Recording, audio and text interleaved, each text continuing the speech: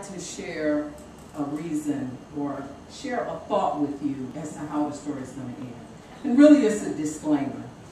So, I went online to look for a quote, and this quote is by James Ballard. It says, in a world of sane, madness is the only freedom. At age 47, I decided to go back to school. Now, I wasn't trying to climb the corporate ladder, I wasn't looking for a promotion, and I certainly wasn't promised a raise. Why? Well, that would be the $30,000 question I would ask myself every time I sent in my tuition payment. But nonetheless, it was a personal goal. And I realized that I would have to make many sacrifices, such as watching Desperate Housewives, updating my Facebook page, and following strangers on Twitter. Not only that was my life. All I had to do was go to work and come home. And I virtually lived a stress-free life. Well, you know, that doesn't happen today. Well, nonetheless, I went to school and I made it. Although it was a little rocky at first, but in the beginning, it started out smooth and then all of a sudden, downhill all the way. I mean, at 47, I had to struggle. Now, I had been to school before, and it had been a while, and I already had a bachelor's degree, but, you know, it had been a while. I had been used to coming home and relaxing, and the trade-off was reading, studying, homework, and writing. But I was determined to make it. Yes, and I did. And I'm proud to say that I finished with a 3.7. But did I say it was at the cost of my sanity? Now let me tell you, in the master's program, you have to complete a thesis. So that was the final paper before I was finally awarded my degree.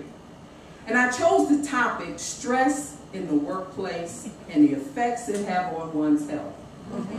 Now, the reason why I chose that topic is because of modern technology.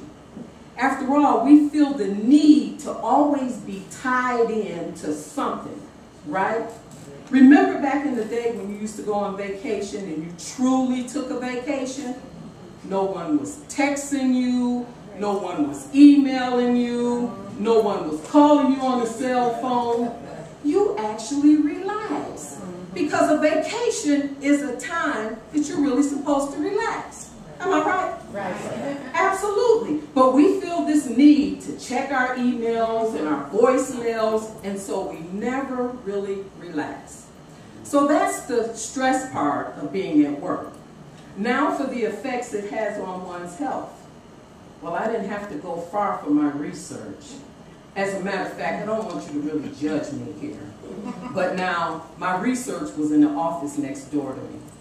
It was a stressed out employee. I mean, she was a poster board of stress. She had depression, weight loss, hair loss. She was anxiety, full of anxiety. I mean, she was really stressed out. And I asked her if I could have an interview. I mean, I had to get my research any way I could, right? So I asked her, and she gladly accepted. Now, that was just 2 parts of the research paper. There would be a 3rd part that I would have to write, but not without the authority of my instructor.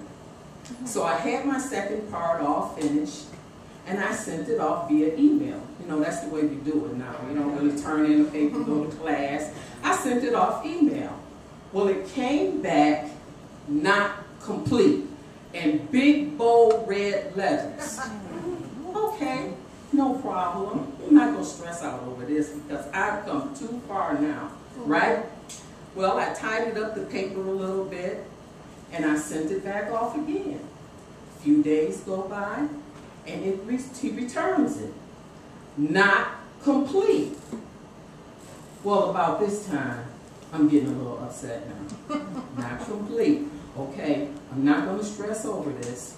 So I sent him an email and says, What does not complete mean? This is not a complete sentence, nor is this a complete thought.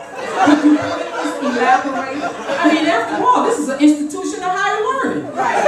Don't send me a sentence that say not complete. This is an instructor that teaches a master's class. What's not complete? What am I supposed to do with that? Well, I work on it for the third time.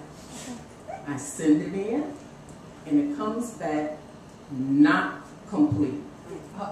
Oh, by this time, I done got real mad now. I mean, don't you know how many hours I spent working on this paper? How many energy drinks I done sucked up? I dare my husband to say more than 2 words to me. I had to eat, I had to sleep, I go to work, I come home, I do this paper. Whatever.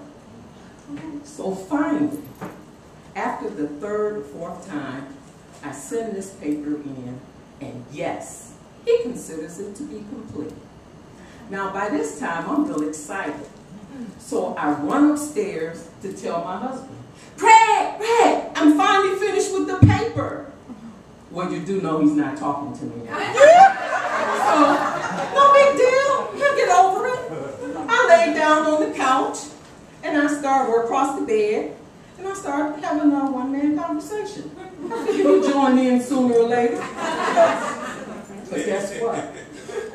All of a sudden, I started to get chest pains. I mean, it felt like an elephant was actually sitting on my chest. I couldn't believe it. I was really trying to breathe, and it was getting harder and harder.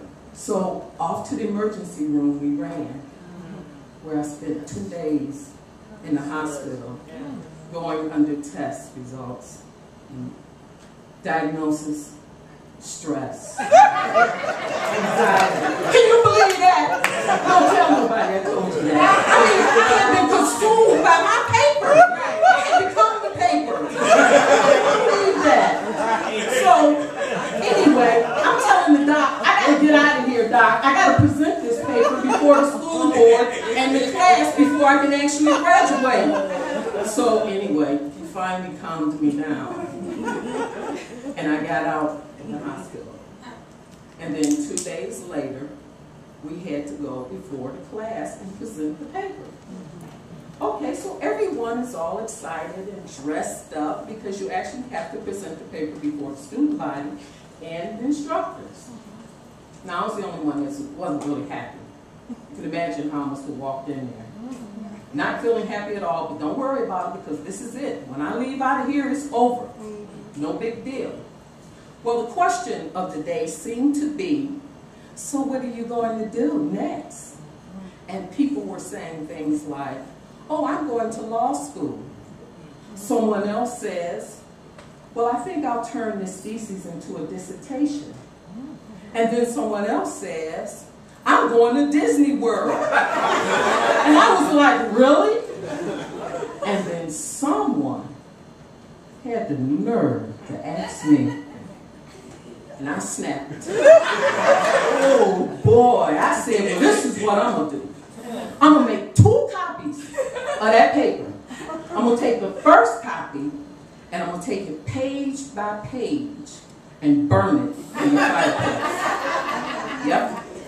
And the second copy, I'm going to take it and throw it up in the air, let the pages fall where they may. Right.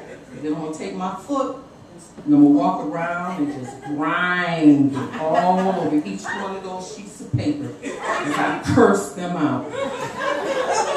And so I did. And I'm here to tell you, I feel much better.